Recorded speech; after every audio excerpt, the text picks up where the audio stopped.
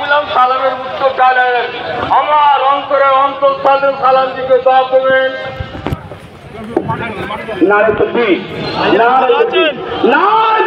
ভাইজান কেমন আছেন? চোখের মনি মাথার তাজ আমাদের সকলের আকাঙ্ক্ষিত সেই প্রধান বক্তা সুপ্রিয়া দরবার শরীফের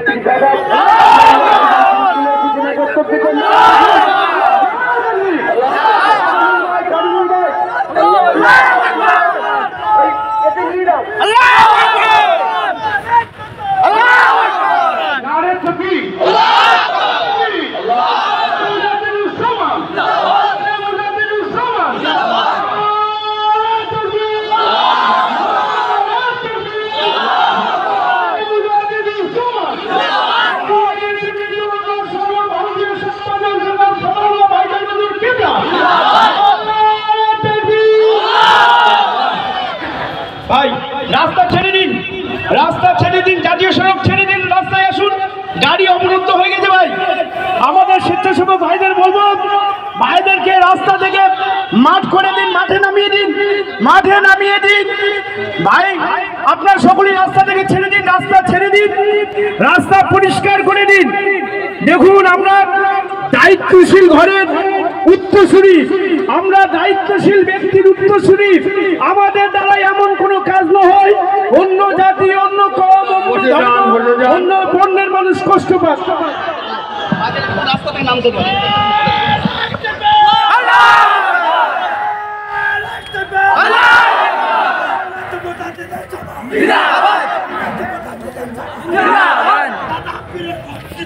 জিন্দাবাদ জিন্দাবাদ। আসসালামু আলাইকুম, সবাই ভালো আছেন আপনারা? জি, আমরা আজকে এই সমাবেশ আমাদের ডেকেছি, আমাদের ভাবতে হবে আমরা ভারতবাসী, আমরা জাতি ধর্ম বর্ণ নির্বিশেষে সমস্ত সম্প্রদায় মানুষ কাঁধে কাঁধ মিলিয়ে ভারতে বাস করি। আমাদের আন্দোলন কোনো হিন্দু ভাইদের বিরুদ্ধে না, খ্রিস্টান দলিত আদিবাসীর বিরুদ্ধে না, এটা আমাদের মাথায় রাখতে হবে। আমরা যেন এই আন্দোলনের জন্য একে অপরের মধ্যে অশান্তিতে জড়িয়ে না যাই। তাই সকলকে অনুরোধ জানাবো রাস্তাটা ক্লিয়ার রাখে। অ্যাম্বুলেন্স যাচ্ছে, অনেকে দরকার আছে যাচ্ছে, আমরা লোককে কষ্ট দিয়ে আন্দোলন করি না। আমাদের আন্দোলন হলো নোংরা আইনের বিরুদ্ধে, নোংরা এই নেতাদের, নোংরা লোকেদের বিরুদ্ধে। আমরা সমস্ত সম্প্রদায় মানুষ, হিন্দু মুসলমান দলিত আদিবাসী পাঞ্জাবি গুজরাটি মারাঠি শিখ বৈদ্য সবাই আমরা কাঁধে কাঁধ মিলিয়ে এই সংবিধান বিরোধী আন্দোলন তারা যে গড়ে তুলেছে সংবিধানকে ধ্বংস করার জন্য, তাই আমরা সংবিধানকে মান্যতা দিয়ে সংবিধানকে সামনে রেখে এই আন্দোলন আমরা সমস্ত সম্প্রদায় মানুষ মিলে তাদের সংবিধান বিরোধী কার্যকলাপের বিরুদ্ধে আমরা গড়ে তুলেছি। তাই সবাই যেন আমরা সবাই কাঁধে কাঁধ মিলিয়ে এই প্রোগ্রাম সাফল্যমণ্ডিত করতে পারি, তাই অনুরোধ জানাবো রাস্তাটা ক্লিয়ার রাখেন। আপনারাও রোদে বসে আছেন, আমরাও রোদে বসে আছি, সবাই রোদে বসে আমাদের ইমানই পরীক্ষা। এই জায়গার মালিক আমরা না, এই সম্পত্তির মালিক আমরা না, আমাদের পূর্বপুরুষ এই সম্পত্তির মালিক আল্লাহ রাস্তায় দিয়ে দিয়েছে। যে জায়গার মালিক আল্লাহকে বাড়িয়েছে সেই জায়গা আমরা আমাদের শরীরে এক ফোঁটা রক্ত থাকতে কেন্দ্রীয় সরকারের নোংরা চিন্তায় আমরা সহমত দিতে কোনোদিন পারবো না। আজকে অবাক হয়ে যায় কিছু কিছু নোংরা লোক এই আমাদের ওয়াকফের এই আন্দোলন এমন ভাবে সমাজের কাছে সোশ্যাল সাইড দ্বারা বোঝাতে চাইছে আমরা যেন আন্দোলন হিন্দু মুসলমান একে অপরের বিরুদ্ধে কিছু। অবাক লাগে, আপনি ভাবলে অবাক হয়ে যাবেন, দেখলে অবাক হবেন। আমাদের ওয়াকফের আন্দোলনের যে কেসগুলি সুপ্রিম কোর্টে জমা হচ্ছে ইতিমধ্যেই দেখেছি, বাংলা সহ ভারতবর্ষের বিভিন্ন জায়গা থেকে কেস করেছে। আমার মৌলানা মুস্তাকির রহমান সাহেব বলছিলেন যে বাংলার মাননীয় অবশ্যই তাকে বিষয়ে আমরা ফুরফুরা দরবার শরীফ থেকে চিঠি করেছি। আমরা বলেছি বিভিন্ন রাজ্যের প্রধান মুখ্যমন্ত্রীরা ওয়াকফের জন্য কেস করছে সুপ্রিম কোর্টে। আপনার কাছে আমাদের অনুরোধ, আপনি আপনার এই বাংলার সিএম এর পদ থেকে সুপ্রিম কোর্টে একটা কেস করেন। এবং আমরা বলেছি আপনার প্রত্যেকটা এমপি পার্সোনাল একা একা তারা এই বিষয়ে কেস করে। ইতিমধ্যে আমাদের এরপর আলোচনা হয়েছে ভাইদের মধ্যে, প্রেস বিবৃতি আমরা তো আগামীতে আপনারা দেখেছেন গত কয়েকদিন আগে ফুরফুরা দরবার শরীফে আমরা অনেক ভাই এক জায়গায় বসে এই বিষয়ে অনেক আলোচনা করেছি। আমাদের গতকাল মিটিং হয়েছে, আজকেও মিটিং চলছে। শহীদ মিনারে সমাবেশ ডেকেছে, কিন্তু তার আগে আমরা বলেছিলাম যে কলকাতা আমরা সমাবেশের জন্য ডেট করেছি, সেই ডেট আমাদের পারমিশন হয়েছে, সেটা আমাদের ভাইয়েদের আলোচনা চলছে। আজকে পুরপুরা দরবারের ভাইদের মিটিং আছে, আমরা কি করব, কেন ইতিমধ্যে আমাদের কলকাতায় একটা পারমিশন অলরেডি আমাদের হয়ে গেছে, আবার 26 তারিখে মিটিং, তার আগে আমাদের মিটিংয়ের পারমিশন অলরেডি বার হয়ে গেছে। এই নিয়েও আমরা ভাইদের আলোচনা আছে যে আগামী পদক্ষেপ আমরা কি নিতে চাইছি মুসলিম উম্মাহ, এবং আমাদের ভাবতে হবে এই যে আইন এনেছে শুধু মুসলমানদের ক্ষতি নয়। আজকে আপনি ভাবেন কলকাতা অনেক ওয়াকফ প্রপার্টি আছে, বাংলার বিভিন্ন জেলায় আছে, ভারতবর্ষের বিভিন্ন রাজ্যে আছে, ওয়াকফ প্রপার্টির উপরে মার্কেট আছে, নার্সিং হোম আছে, হসপিটাল আছে, স্কুল আছে, কলেজ আছে, সরাইখানা আছে, হোস্টেল আছে, বিভিন্ন কর্মসূচি ওয়াকফ প্রপার্টির উপর তৈরি করা হয়েছে।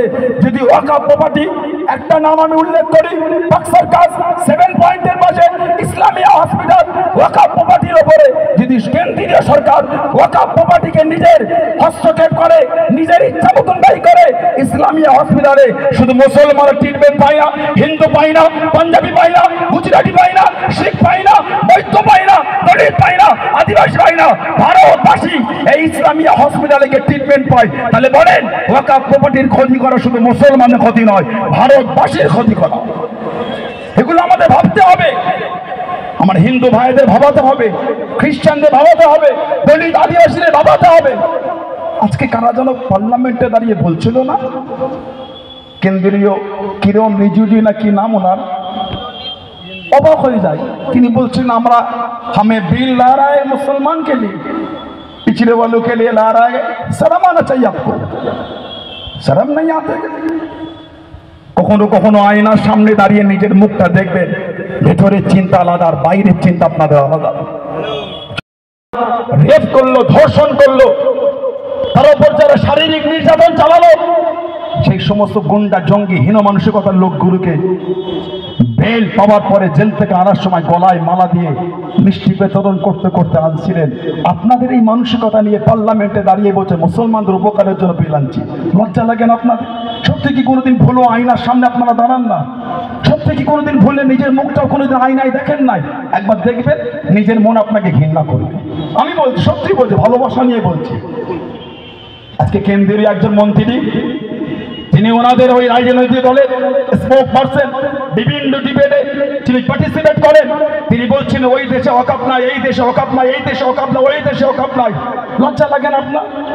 ভারতবর্ষে আপনারা শাসন করছেন, চালাচ্ছেন, এখন আপনার মুখ তো একটা মন্ত্রীর মুখে এই শব্দগুলো মানায় না। কোন দেশে কি আছে না আছে আমরা ভারতবর্ষে আমরা জেনে কি করব? আমার দেশে কি আছে ওটা আমরা জানি, আমার দেশের আইন কি আছে আমরা জানি। সৌদি আরবে চুরি করলে হাত কাটে, আমার দেশে হাত কাটবে? সৌদি আরবে শরাব পান করলে দৌড়া মারে, পেট মারে, আমার দেশে পেট মারবে? সেই দেশে ওয়াকফ আছে না নাই, আমার দেশের লোকজনে কি করবে? আমার দেশে কি আছে ওটা আমরা জানতে চাই। অবাক হয়ে যায় আমরা আপনাদের মতন এই সমস্ত শিক্ষিত সমাজের অশিক্ষিত ব্যক্তিদের ভাষাগুলো শুনে। আর মাঝে মাঝে ভাবি এই শিক্ষিত সমাজের অশিক্ষিতগুলো পার্লামেন্টে গিয়ে বক্তব্য দেয় কি করে? ডিবেটে দাঁড়িয়ে এই ফেস ওয়াশ করে, মেকআপ করে, আর ওই কিছু পাঁচাটা মিডিয়াকে পয়সার লোভ দেখে কিনে নিয়ে আর কদিন চাটুকরতা করাবেন? লজ্জা লাগে না আপনাদের? হিন্দু মুসলমান, দলিত আদিবাসী, জৈন খ্রিস্টান, বৈদ্য একে অপরের মধ্যে দাঙ্গা লাগাতে ঘৃণা লাগে না আপনাদের? অবাক হয়ে গেলাম। কদিন আগে আমি এই এলাকায় ভিডিও দেখছিলাম, সময় এসেছে জিহাদিরা বেড়ে গেছে। কারা জিহাদি? আমরা মুসলমান। আমরা যদি জিহাদি হয় আপনারা কি দাঙ্গাকারী? আমরা যদি জিহাদি হয় আপনারা কি জঙ্গি? এগুলো বলে সমাজে বিভ্রান্তি করবেন না, এগুলো আপনাদের মুখ থেকে শোভা পায় না। এতদিন এক প্লেটে হিন্দু মুসলমানে খেয়েছিলেন, এতদিন এক প্লেটে হিন্দু মুসলমান ভাত খেয়েছিলেন, এতদিন হিন্দু মুসলমান কাঁধে কাঁধ মিলিয়ে চলেছিলেন। আজকে বলছেন তলোয়ার আছে, ছুরি আছে, বটি আছে, কেন? মুসলমানরা বেড়ে যাচ্ছে। লজ্জা লাগে না আপনার? আমডাঙ্গা এলাকা, এসব এলাকা হিন্দু মুসলমানের ভ্রাতৃত্ব আজও কি আপনার চোখে পড়ে না? আর কটা রং পাল্টাবেন? একবার এ পালে, একবার ও পালে, একবার এই দাড়ি পাল্লা, একবার ওই দাড়ি পাল্লায়। এগুলো সমাজের মানুষ ভালো চোখে নেয় না। ওই তিনটি লোককে পয়সার লোক দেখিয়ে পা চাটিয়ে দালালি করিয়ে সমাজেগুলো শোভা পায় না, সমাজেগুলো ভালোভাবে না। এগুলো বন্ধ করেন। আপনি আপনার রাজনৈতিক জায়গায় আছেন, আমি আমার অরাজনৈতিক প্ল্যাটফর্মে আছি। এগুলো করে কেন হিন্দু মুসলমান দাঙ্গা লাগাচ্ছেন? কেন হিন্দু মুসলমান অশান্তি করতে চান? এগুলো বন্ধ করে। অবাক হয়ে যায় আমরা। আজকে যখন এই সমস্ত মন্ত্রীরা যারা মুসলমানের গুণ গাইতে আসে, আমি গত 3 দিন আগে আপনারাও দেখেছেন ইউপিতে একটা দলিত স্বামী স্ত্রী বাইকে করে যাচ্ছিল, সেই মহিলাটাকে দাঁড় করিয়ে কিছু জঘন্য হীন বাপের নোংরা পরিবেশের তৈরি সন্তান ভারতবর্ষে এই নোংরা নেতাদের নোংরা বক্তব্য দ্বারা নিজের মানসিকতা পরিবর্তন করা সন্তান সেই দলিত মহিলাটাকে দাঁড় করিয়ে তার স্তন টিপতে, তার স্তনের মধ্যে হাত দিয়েছে। হয়তো আমার শব্দটা নোংরা হয়ে গেল, আমি আপনাদের কাছে খরচের ক্ষমা চেয়ে নিলাম। তার স্তনের উপর হাত দিয়েছে, তার সাথে নোংরা বিহেভ করছে, শারীরিক টর্চার করছে, তার উপর অত্যাচার করছে। সেই সমস্ত পার্টির মেম্বারে দাঁড়িয়ে বলছে, পার্লামেন্টে দাঁড়িয়ে বলে মুসলমানদের ডেভেলপ করবো। আপনাদের কাছে একটা দলিত আমার বোন, আমার মা সুরক্ষিত নয়, মুসলমানের বাড়ি মেয়েগুলো সুরক্ষিত হবে কি করে? অবাক হয় আমরা। পার্লামেন্টে দাঁড়িয়ে ভাষণ দিচ্ছে, লজ্জা লাগে না? রাজ্যসভায় দাঁড়িয়ে ভাষণ দেন, শরম হয় না? আপনার দলের একটা সক্রিয় হিন্দু মুসলিম, আপনার দলের সক্রিয় একটা মুসলিম মহিলা, একজন মুসলিম যুবক, মুসলিম একজন সক্রিয় মেম্বার নয়, আপনার দলের প্রতিনিধিত্ব হয়ে পার্লামেন্টে বক্তব্য দেবে, রাজ্যসভায় বক্তব্য দেবে।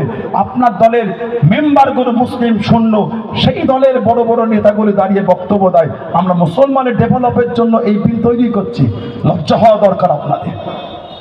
তাই আজকে আমাদের এই আমডাঙ্গা সমাবেশ, এখান থেকে আমরা বিল প্রতিরোধ করতে পারবো না। এই আইন, বিল বলা ভুল, আইনটা। তাহলে বলবেন ডাকলেন কেন? আপনাদের অবগত করাবার জন্য, আপনাদের বিষয়টা জানাবার জন্য। এবং আমরা এক, শুধু মুসলমান নয়, আবার বলছি, যদি ভাবেন এটা মুসলমান আন্দোলন, হেরে গেলেন আপনারা। আমার কিন্তু চিন্তা এটা নাই যে মুসলমানের আন্দোলন, আমার চিন্তা ভারতবাসী আন্দোলন। কেন? সংবিধান শুধু মুসলমানের নয়, সংবিধান হিন্দু সংবিধান, দলিতের সংবিধান, আদিবাসী সংবিধান, পাঞ্জাবি সংবিধান, গুজরাটি সংবিধান, মারাঠি সংবিধান, শিখের সংবিধান, খ্রিস্টানের সংবিধান, বৌদ্ধ সংবিধান, সংবিধান ভারতবাসীর সংবিধান। সেই সংবিধান লঙ্ঘন করে যখন আইন করা হয়েছে, সংবিধান বিরোধী আন্দোলন। সংবিধান বাঁচাতে গেলে শুধু মুসলমানের দায়িত্ব নয়, সমস্ত সম্প্রদায়ের দায়িত্ব। তাই আমাদের আন্দোলন শুধু মুসলমান আন্দোলন নয়, আমাদের আন্দোলন জাতি, ধর্ম, বর্ণ নির্বিশেষে সমস্ত সম্প্রদায়ের মানুষের আন্দোলন।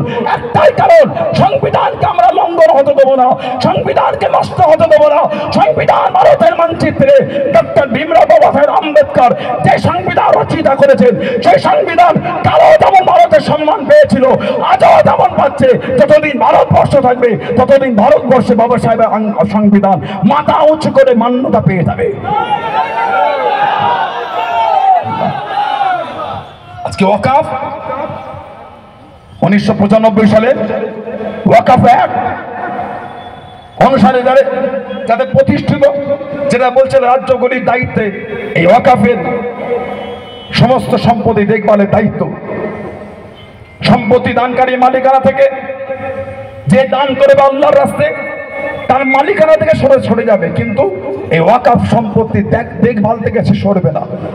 এবং ওয়াকফ করা সম্পত্তি বিক্রি বা উত্তরাধিকার সূত্রে হস্তান্তর করা যাবে না। সম্পত্তিটি একটি ট্রাস্টের মাধ্যমে পরিচালিত হয়।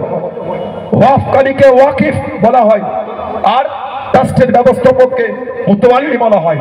এতদিন পর্যন্ত গোটা ভারত জুড়ে এই ওয়াকফ সম্পত্তি মুতাওয়াল্লির মধ্যে দিয়ে পরিচালনা হয়ে আসছে। আপনি বলতে পারেন ওয়াকফ সম্পত্তির অনেক অর্থ রদবদল হয়েছে, অনেক অর্থ এদিক ওদিক হয়েছে, বলতে একসময় বলতে পারেন,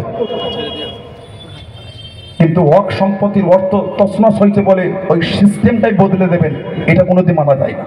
তাহলে বলেন না, কত মন্ত্রী, কত কিছু তাদের দায়িত্ব থেকে অর্থ তছরূপ করে, তাহলে এই পদগুলি বন্ধ করে দেবেন। আমরা গত 2 বছর আগে দেখেছি অল ইন্ডিয়া ভাবে নিট পরীক্ষায় হাজার কোটি টাকা দুর্নীতি হয়েছে। নিট পরীক্ষায় হাজার কোটি টাকা দুর্নীতি হয়েছে। সেই দুর্নীতি একবার পর্যন্ত পার্লামেন্টে কোনো আলোচনা হয়নি। রাফায়েল ভারতবর্ষে গত 5 বছর কম বেশি আগে রাফায়েল কিনা নিয়ে হাজার কোটি টাকা দুর্নীতি হয়েছে। তারপরে আইন আনা হলো যে এই নিয়ে দ্বিতীয়বার প্রশ্ন করা হবে না। অবাক হয়ে যায় আমরা, এগুলো আমরা ভাবলে সত্যি অবাক হয় যে কারা সমাজে অশান্তি করছে আর কারাই সে সমাজের অশান্তির ভাগ পাচ্ছে। কে সমাজে দাঙ্গা লাগাচ্ছে আর কার উপরে সে এই স্টাম্পটা পড়ে যাচ্ছে। আজকে মাথায় টুপি দিয়ে ট্রেনে বাসে ঘুরলে বাংলার কিছু যুবক কিছু যুবতীর মনে এমন নোংরা বিষ খেয়ে দেওয়া হয়েছে, আমাদের দিকে যেন নোংরা চিন্তায় তারা তাকাচ্ছে। কেন কেন আমাদের বলে নোংরা ভাবে দেখছেন? কেন আমাদের দিকে নোংরা চিন্তায় দেখছেন? আমরা দেখেছি গতকাল থেকে সোশ্যাল সাইটে এমন একটা প্রচার হচ্ছে। গতকালকে কলকাতায় সবাই যাবার সময় একটা গাড়ি থেকে নাকি বন্দুক দেখিয়েছিল, যদি দেখিয়ে তাকে অন্যায় হয়েছে। সেখানে কিছু যুবক চড়াও হয়েছে, গাড়ি ভাঙচুর করেছে। কিন্তু আমার জানার ইচ্ছা, সেখানে তো প্রশাসন ছিল, সেখানে তো প্রশাসন প্রেজেন্ট। সেই বিষয় কি প্রশাসন হস্তক্ষেপ করা উচিত ছিল না? সেই বিষয়টা কি প্রশাসনের দেখা ঠিক ছিল না? যখন এত বড় একটা আপত্তিজনক অবস্থা তৈরি হলো, প্রশাসন ভাইদের তো উচিত ছিল গাড়িটাকে মানে আটকে দিয়ে লোকগুলিকে থানায় নিয়ে গিয়ে বিষয়টা কি, সেই গাড়িটাকে কোন চিন্তা ছেড়ে দেওয়া হলো? আজকে এই ছেড়ে দেওয়ার কারণে সোশ্যাল সাইটে এক শ্রেণীর মানুষ মুসলমানদের নোংরা ভাবে আক্রমণ করছে। কেন কেন এগুলি করা হচ্ছে? আমরা দেখেছিলাম গত কয়েক মাস আগে দিল্লিতে একজন 18 বছরের বাচ্চা ছেলেকে প্রায় 20 থেকে 25 কিলোমিটার গোরক্ষা কমিটির নামে দাঙ্গাকারীরা ছুটিয়ে নিয়ে গিয়ে একটা 18 বছরের ছেলেকে গাড়ির মধ্যে গুলি করে হত্যা করা হয়েছে। পরে যখন জিজ্ঞাসা করা হলো তাদের জবাব ছিল, আমরা মনে করেছি মুসলমান। লজ্জা লাগে না আপনাদের? মুসলমান হলে মানতে হয়, মুসলমান হলে হত্যা করতে হয়, মুসলমান হলে গুলি করতে হয়। কি মানসিকতা তৈরি হয়েছে আপনাদের? একটাই কারণ তৈরি হয়ে যায়, নোংরা সরকারের কিছু নেতাদের নোংরা ভাষণের জন্য। তাই আমরা আজকে অঙ্গীবদ্ধ হব, জাতি ধর্ম বর্ণ নির্বিশেষে আমরা একে অপরের সমস্ত অসুবিধায় পাশে দাঁড়িয়ে তীব্র থেকে কঠিন তীব্র আন্দোলন তৈরি করব। আবার আমি আপনাদের কাছে বলবো, কোনোদিন ভাববেন ওয়াকাফের আন্দোলন শুধু মুসলমানের আন্দোলন, হেরে গেলেন আপনি। এই মানসিকতা আমি আন্দোলনে নামিনি, আমি আন্দোলন নেমেছি ওয়াকাফের আন্দোলন, ভারতবাসীর আন্দোলন। এই মানসিকতা তৈরি করে, কেন ওয়াকাফ শুধু মুসলমানের নয়, এই ওয়াকাফের জায়গায় আমার অনেক হিন্দু ভাইরা উপকৃত হচ্ছে। তার সাথে সাথে আমার ভাই যেটা বলছিলেন, এরপরে চিন্তা এদের দেবত্বের সম্পত্তি, যেটা হিন্দু ভাইদের, খ্রিস্টান ভাইদের সম্পত্তি আছে গির্জা, শিখ ভাইদের আছে গুরুদ্বারা, সব সম্পত্তিগুলো এই 56 ইঞ্চি সেনা, হাম তো ফকির আদমি হে ঝোলা লেকে ভাগ চলেঙ্গে, হাম তো ফকির হে। ফকির আগে থেকে সব মাল বিদেশে পাচার করে দিচ্ছে। বিজয় মালিয়া, নীলম মোদী, অনিল মোদী, এই সমস্ত চেলাগুলোকে দিয়ে হাজার হাজার কোটি টাকা সম্পত্তি আগে থেকে বিদেশে পাচার করে দিচ্ছে। কেনই জানে, যেদিন আমার গদি উল্টাবে একটা মুহূর্ত দেশে থাকার মতন আমার অবস্থা থাকবে না। পার্লামেন্টের মতন জায়গায় পায়ের ওই যেটা পরে আমরা চলি, ওটার পায়ে থাকবে না, হাতে উঠে যাবে। জনগণের সাথে জানে ভালো করে আমাদের কোন সম্পত্তির উপর হস্তক্ষেপ করতে চাইছে। ভারতের মোট ওয়াকফ সম্পত্তি হলো 9.4 লক্ষ একর, নিয়ন্ত্রণ ও পরিচালনা করে, যার আনুমানিক মূল্য 1.2 লক্ষ কোটি। 1.2 লক্ষ কোটি। ভারতবর্ষের যে ওয়াকফ আছে তার সম্পত্তির দাম এত, যেটা ভারতবর্ষের তৃতীয় বৃহত্তম সম্পত্তির মালিক হলো ওয়াকফ। রেল এবং ডিফেন্সের পরে তৃতীয় হচ্ছে ওয়াকফের সম্পত্তি। পশ্চিমবাংলায় প্রায় 80 থেকে 82 হাজার একর সম্পত্তি পশ্চিমবাংলায় ওয়াকফের সম্পত্তি আছে। আজকে আমরা কিছু কিছু ভাই বলছে ওয়াকফ এটা বন্ধ করে দেওয়া হোক, এটা কোথা থেকে এলো? আমি গতকাল রাতে হিস্ট্রি দেখতে গিয়ে পেলাম, ওয়াকফ প্রথমে হয়তো দিল্লি সালতানাতের প্রথম যুগ থেকে শুরু হয়, যখন সুলতান মহিউদ্দিন শামস টানা ক্ষমতা চলছে, তখন থেকে ওয়াকফ এইটা শুরু হয়েছে। 19 শতকের শেষের দিকে ব্রিটিশ রাজত্বকালে লন্ডনের প্রিভি কাউন্সিলে পৌঁছানো একটি ওয়াকফ সম্পত্তি নিয়ে বিরোধের পর ভারতে ওয়াকফ বিলুপ্তির আহ্বান জানিয়ে একটি আন্দোলন শুরু হয়। মামলার শুনানিকারী 4 ব্রিটিশ বিচারক ওয়াকফকে সবচেয়ে খারাপ ও সবচেয়ে ক্ষতিকারক ধরনের একটি ছিল চিরস্থায়ী ব্যবস্থা হিসাবে নিন্দা করেছে এবং এটিকে অবৈধ ঘোষণা করে। তবে আমার ভারতবর্ষে এই সিদ্ধান্ত গৃহীত হয়নি এবং 1913 সালে মুসলিম ওয়াকফ বৈধ করার আইন ওয়াকফ প্রতিষ্ঠানকে সংরক্ষণ করে। তারপর থেকে ওয়াকফ বিলুপ্ত করার আর কোনো প্রচেষ্টা করা হয়নি। স্বাধীনতার পর 1954 সালে আইন পাশ হলে 1964 সালে আইন সম্মত সংস্থা central Waqf council of India প্রতিষ্ঠা হয়। সেই প্রতিষ্ঠার মধ্য দিয়ে আজ পর্যন্ত ভারতবর্ষে এই ওয়াকফ চলে আসছে। 2013 সালে সংশোধনী ওয়াকফ ব্যবস্থাপনাকে আরো দক্ষ স্বচ্ছ করার জন্য 2013 সালে আইনের কিছু বিধান সংশোধন করা হয়েছিল, কিন্তু কোনো সময় ওয়াকফের মূল বিধান পরিবর্তন করা হয়নি। কিন্তু আজকে আমরা দেখছি ওয়াকফের এই আইন ইসলাম বাঁচাবার জন্য, মসজিদ মাদ্রাসা খানকা কবরস্থান ঈদগাহ বাঁচাবার জন্য যে সম্পত্তি আল্লাহ রাস্তায় ব্যয় করেছে, আল্লাহ রাস্তায় ব্যয় করা সম্পত্তি এই জালেম, এই বর্বরতা, এই ইগোস্বরগুলি আমাদের হাত থেকে ছিনিয়ে নিয়ে তাদের ইচ্ছা মতন ব্যবহার করার জন্য তারা ছিনিয়ে নিতে চাইছে। শরীরে এক ফোঁটা রক্ত থাকতে ইমানি মুসলমান, ভারতবর্ষের মুসলমান, ভারতবর্ষের মানুষ এই কেন্দ্রীয় সরকারের আইন মানছি না, মানছি না আমরা।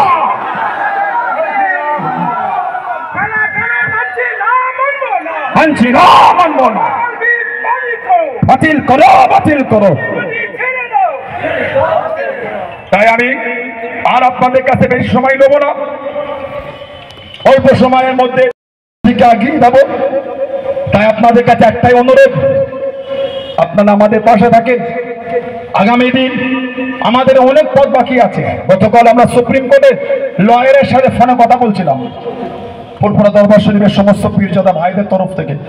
উনি আমাদের বললেন, হুজুর আপনাদের আধার কার্ডটা পাঠিয়ে দেন, আমি সুপ্রিম কোর্টে আপনাদের দরবার শরীফে দিয়ে আমরা কেস জমা দিয়ে দিচ্ছি, 16 তারিখে শুনানি হবে। যদি আপনারা পারেন 2-4 জন আসেন, তার পরের ডেট যখন পরে তখন আপনারা আসতে পারেন। ইতিমধ্যে আমাদের সমস্ত পীরজাদা ভাইদের তরফ থেকে কয়েকজনকে দায়িত্ব দেওয়া হয়েছে, তারা এই বিষয়টা দেখছেন। এবং শুধু আমরা এই করে বসে নাই, এক শ্রেণীর মানুষদের নেটে এসে দুর্নাম বদনাম করাটা তাদের কাজ। ফুরফুরা শরীফ কি করলো, ফুরফুরা শরীফ কি করলো, এই মানসিকতা আমি মনে করি ঠিক না। ফুরফুরা শরীফ তারও ইমানের দায়িত্ব আছে। আপনি নিজেকে মুসলমান ভাবলে ফুরফুরা শরীফে হুজুরগুলো কিন্তু বেঈমান না, তারাও মুসলমান। তাই এই পরিস্থিতিতে এই সমস্ত লেখালেখিগুলো বন্ধ করে। আমার মনে হয় এগুলো লেখা বর্তমান সময় সন্ধিক্ষণে ঠিক আপনার উচিত হচ্ছে না। যখন সমস্ত মানুষ দল মত নির্বিশেষে মাযহাব বিভেদ ভুলে গিয়ে যখন এক জায়গায় এসে দাঁড়িয়েছে, সেই সময় আপনার এই একটা ছোট্ট কমেন্ট কিন্তু উম্মার মধ্যে অনেকটা অশান্তি ধরিয়ে দিচ্ছে।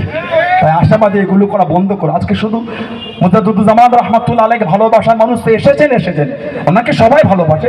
তারপরও অন্য জামাতের সঙ্গে, অনেক দলের সঙ্গে সম্পর্কযুক্ত মেন দায়িত্বপ্রাপ্ত অনেক ব্যক্তি এসেছে। একটাই কারণ, এটা আমাদের ইমানি কর্তব্য। আমি আমার আকীদায় মজবুত থেকে সব আমরা কিন্তু এক স্টেজে চলে এসেছি, এক ময়দানে। একটাই কারণ, এই ওয়াকফ বিল আমাদের আইন বাতিল করতেই হবে। একটাই আওয়াজ, আমাদের একটাই স্লোগান। তাই সেই স্লোগানকে আমরা সামনে রেখে, মাথায় রেখে আগামী দিন আমাদের যে কর্মসূচি 26 তারিখের পরে গোটা বাংলার মুসলিম উম্মাহ নেতৃত্ব যারা আছেন, যে কর্মসূচি দায়িত্ব ডাক দেবেন, সেই কর্মসূচির দিকে আমরা এগিয়ে যাব। আর আমাদের ইতিমধ্যে কলকাতা হাইকোর্ট এবং সুপ্রিম কোর্টে এবং রাষ্ট্রপতি এই সমস্ত ব্যক্তিদের কাছে এবং সুপ্রিম কোর্টের যে কথা চিফ জাস্টিস আছে সকলের কাছে দরবার শরীফের পক্ষ থেকে ভারতের আইন, ভারতের সংবিধান যেমন অধিকার দিতে, এবং এই আইন যে সংবিধান বিরোধী তৈরি হয়েছে সেই ধারাগুলো তুলে আমরা একটা মেল সিস্টেম চিঠির মধ্যে দিয়ে আমরা তাদের কাছে ইতিমধ্যে আমাদের মেল করার জন্য প্রসেসিং রেডি হচ্ছে। ইনশাআল্লাহ খুব তাড়াতাড়ি আমরা সেখানে পাঠিয়ে দেবো, যেটা আমাদের ইমানি কর্তব্য, ইমানি দায়িত্ব। তাই আপনারা আন্দোলনে এসেছেন, আমি আর দীর্ঘায়ী করবো না, আসরের নামাজ আমাদের বাকি আছে, আমি ছেড়ে দেবো। অল্প দু একটা কথা খালি বলবো, যে কথাগুলি হলো যে আপনারা আন্দোলন করেন, হিন্দু মুসলমান দলিত আদিবাসী পাঞ্জাবি গুজরাটি মারাঠি শিখ বৌদ্ধ জৈন সবাই কাঁধে কাঁধ মিলিয়ে আমাদের আন্দোলন কোনো সম্প্রদায়কে দুঃখ দেওয়া না, কোনো সম্প্রদায়ের বিরুদ্ধে না। এবং অন্য সম্প্রদায় ভাই বোনদের কাছে আমার করজন অনুরোধ, আপনারা ভাববেন এই আন্দোলন আপনাদের বিরুদ্ধে, আপনারা আমাদের পাশে থাকেন, আমরা আপনাদের পাশে আছি। একে অপরের কাঁধে কাঁধ মিলিয়ে আমাদের আন্দোলনকে আমরা সুন্দর করে আগিয়ে নিয়ে যাব। সাথে সাথে রাস্তাঘাটে বিশৃঙ্খলা করবেন না, রাস্তাঘাটে যেমন শান্তভাবে এসেছেন শান্তভাবে যাবেন। আর আমাদের আগামী দিন এই আমডাঙ্গা সহ বিভিন্ন জায়গায় কর্মসূচি আমাদের হবে। আর যেখানে ওয়াকফ নিয়ে আলোচনা হবে, আশাবাদী আপনাদের কাছে ইমানি জায়গায় দাঁড়িয়ে ইমানি দায়িত্ব মনে করে যেই ডাকুক ওয়াকফ এই বিষয়ে আলোচনা হলে যেই ডাকুক ব্যক্তি দেখবেন না বিষয় দেখবেন, সেখানে একটু হাজির দেবার চেষ্টা করবেন। এই আশা আপনাদের সকলের কাছে রেখে আল্লাহ আমাদের করে কবুল করেন। আল্লাহ আমাদের ভারতবর্ষে ভ্রাতৃত্ব অটুট রাখেন। সমস্ত সম্প্রদায়ের মানুষকে আল্লাহ কাঁধে কাঁধ মিলিয়ে সম্প্রীতি ভালোবাসা মেলবন্ধন চলাফেরা তৌফিক দান। আল্লাহ পাক কবুল করেন। আল্লাহুম্মা আমিন। আল্লাহুম্মা আল্লাহ।